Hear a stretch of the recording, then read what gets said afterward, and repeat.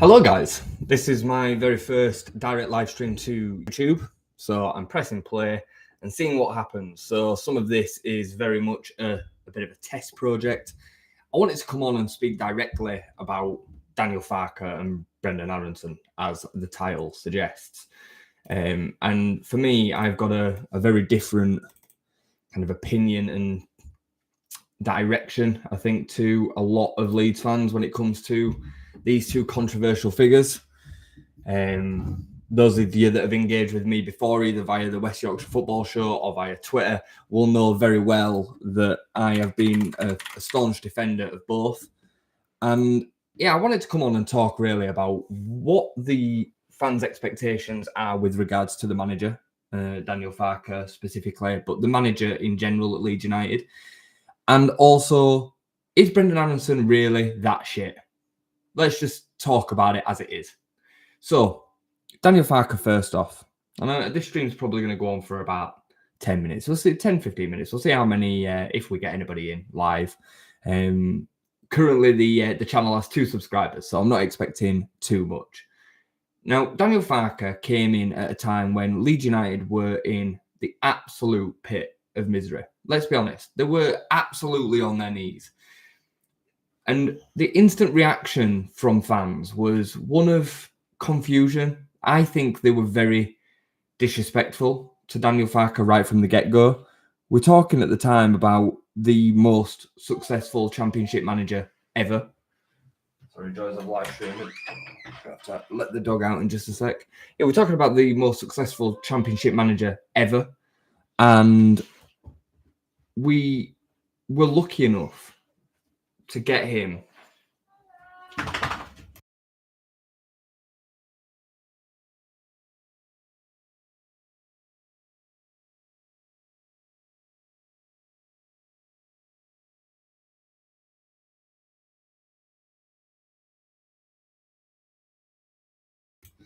the joys. Apologies.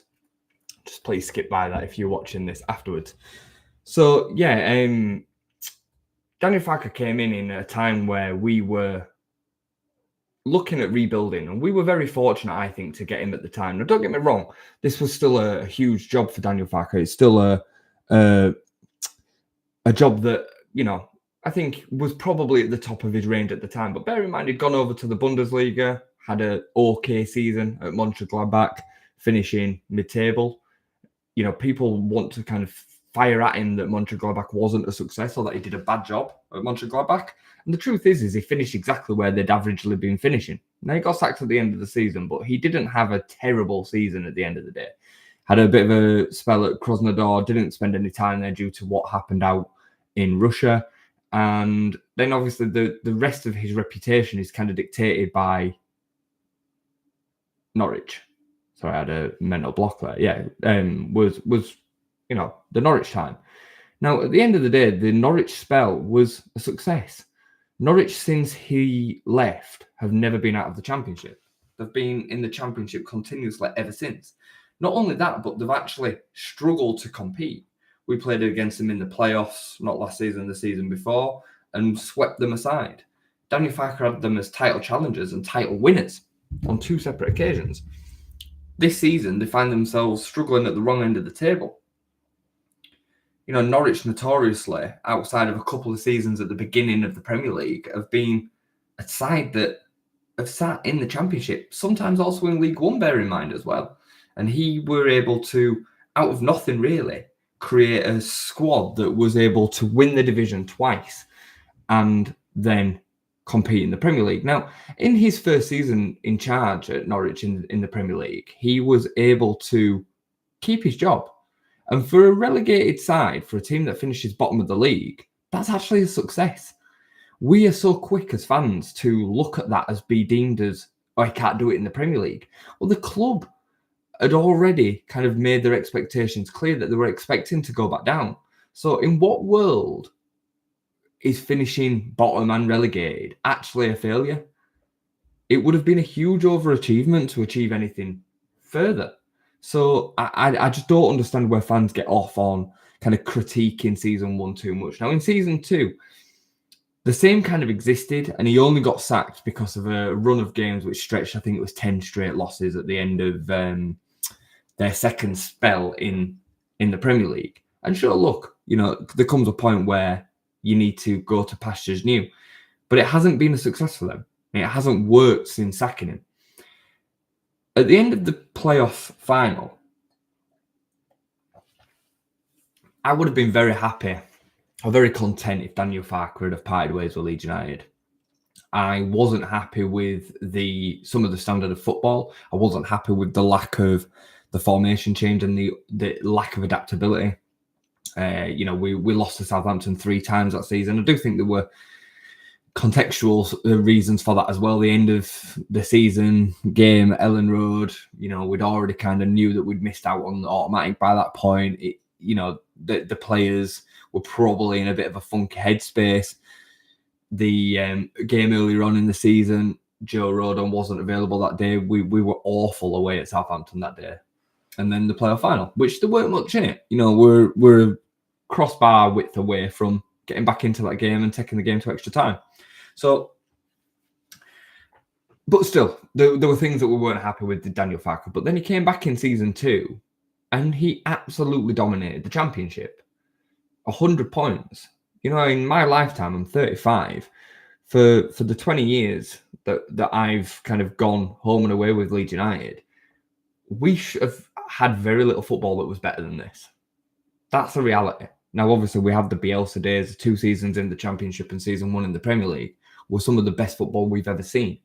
But outside of that, this is the best we've got. And the Bielsa shadow casts wide over Daniel Farke, and it casts wide over this football club as well. It did for Jesse Marsh. It did for Javi Gracia. We're not going to talk about the others that then kind of filled in the gaps in between that season. But that's the truth. Like, the Bielsa shadow cast wide, and we struggle to kind of separate the two. We want to see the Bielsa ball. We want to be excited in the same way that we were then. But the truth is, it's gone. The reality is, it's gone. And this is the best that we've had it outside of them 3 seasons. So the lack of respect I think he gets is crazy. Now, is there a problem at Leeds United with regards to the manager? I think that he's probably getting as close to the maximum amount of this team that is possible. Is there other managers that could get more? Probably. Will they come to Leeds United? Probably not. Is there any available manager that would come to Leeds United that would do a better job? Maybe. But I'm talking, 2% of the available kind of roster of managers that would be available would do a better job than what Daniel Farke is doing with this current squad of players. At the end of the day, this squad isn't good enough. The squad just simply isn't good enough for the quality that we're coming up against on a regular basis. Dealing with Aston Villa, dealing with Spurs as an example, they don't have to even play well. But given the level of quality that they've got, they only need 1 or 2 moments to turn a game in their favour. It's as simple as that. And we have to work so hard to compete. And we are working hard to compete. The players have definitely not thrown this in. The players are definitely still playing for Daniel Farke. So my opinion of this is, I think, after the next game, I think after Man City, I believe he probably will get sacked. I think that at the weekend, we're probably likely in for a bit of a drubbing. And I think he will get sacked. Whether that's what I want or not is irrelevant. I want what's best for Leeds United, and I'll then back the new manager. But I believe that a lot of fans will be left very disappointed when the replacement manager comes in and they see the standard of football not improve. That would be my gut instinct. And I will be happy to say I told you so, because I think too many fans have been ready to throw Daniel Farke in while we were doing really, really well. And the second the chips were down, some fans have gone after him. We were going after him before we'd even dropped into the relegation zone. And we are a team that would be expected to probably spend some of this season in the relegation zone, guys. You have to accept that. And some fans will say, well, why do we have to accept it? We have to accept it because the reality is the squad isn't good enough.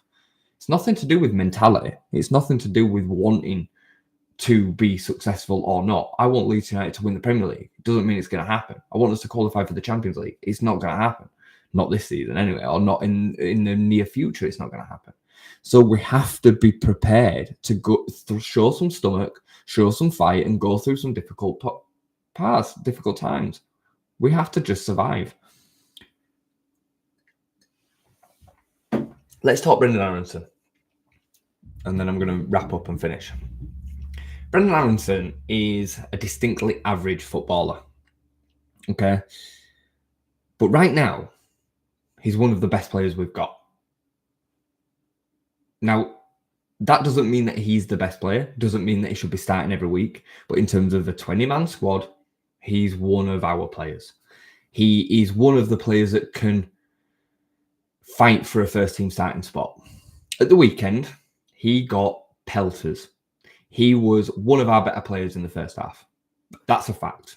You're not gonna argue a case against it. It's a fact. Over the 75, 80 minutes that he played, he was miles better than Noah Okafor, who got no criticism from the fan base whatsoever. This season, Jayden Bogle has stunk the place out. Not seen a sniff of issue. Pascal Stroik, the same, been dropped. Again, not a sniff of issue from the large majority of the fan base. Ethan Ampadu. Let's talk about Ethan Ampadu. Majority of the games, especially away from home, been extremely poor. Not seen a sniff of issue from the fan base. Now, don't get me wrong. I understand that there's credit in the bank. I'm not saying that we should be then chastising these players and criticising these players. What I am saying is that the levels of criticism don't balance out. They're not evenly distributed between two players in the way that the actual performances are going. Brendan Aaronson actually has had a couple of man of the match performances this season, but they go ignored because the fan base hate him because he went out on loan, because he's American, because he's a little bit slight. Is he the best footballer? No, he's not. He's got loads that he could contribute for, and I wish we had someone better within the squad that means that he could sit in the stands. But given what he's got, given the attributes that are available to him, and given what he then gives us out on the pitch, it's actually way in excess of what the fans make out it is. And I actually think that the fans should look at themselves in the mirror and be a little bit ashamed at how we've treated him. I really do believe that. I think the level of abuse that has been given to one of our players, and not one of our own in terms of academy products, but he's a Leeds United player it's in our interests for him to perform to the top of his ability out on the pitch. It's in our interests, yet we offer him no support whatsoever. Zero. Makes no sense to me. Daniel Farke got absolutely slammed after the presser with regards to mentioning mental health and the mental health issues that Brendan's then suffering on the consequence of this. Unfortunately for Farke, because he's in this situation and the fans are ready to jump on him for anything, he's created a lightning rod for his own back. But the truth is, he was probably spot on. You know, these same fans that are saying, you know, talk, it's okay to talk, you know, and posting stuff on social media. They will be posting stuff on social media to say, you know, they're all for the battles against mental health, will then go and mock one of their own players on a Saturday. Makes no sense to me. It honestly makes no sense to me. Like I say, you can critique his footballing ability with your mates in the pub afterwards. I still think that a lot of the footballing ability conversation is unfair. I think, you know, he's not the best footballer, but he's okay. Like, he's an all right player. He would make a fine part of a squad that is trying to stay up the season. But the fans won't have it. They just want to criticise and critique.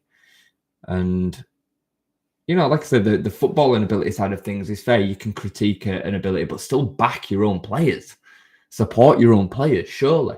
Talk about the fact that he gives the ball away too much and stuff, but then balance that out with everything well that he does as well. You know, arguably, he's been one of our most creative players this season, which is crazy. We actually started scoring more goals when he came into the team. Go check it. Now, it was the other coincidences as well, Okafor coming into the side and a couple of other things, maybe.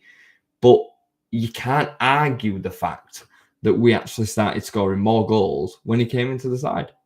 The stats tell you he was also one of the most creative players during them games.